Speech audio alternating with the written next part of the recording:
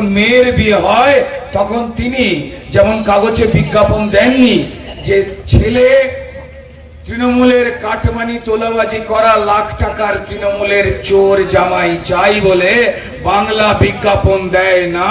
আগে বাংলার মানুষ মুখ খুলে সেই কথাগুলো বলতে পারত না, কিন্তু এখন প্রবল জোর গলায় এই কথাগুলো বলছে।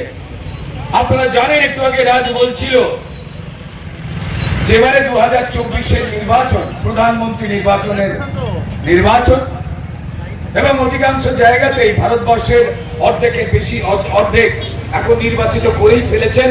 আমার দেশে প্রধানমন্ত্রী কে হবেন? মুখ্যমন্ত্রী চোখ বন্ধ করে কান বন্ধ করে মানুষের কান্না না শুনে অত্যাচারী তৃণমূলের অত্যাচারকে না দেখে যেভাবে সাধারণ গরিব মানুষ দুঃখী মানুষদের বিরুদ্ধে তিনি প্রশাসক হিসেবে কাজ করে গেছেন এবং চোরেদের মুখ্যমন্ত্রী হয়ে গেছেন, তাই মানুষেরা জড়ো হয়েছে যে আর তুই নয় ভোর, জেলে যাবে যত চোর পুরুষ প্রত্যেকের অসম্মান হোক।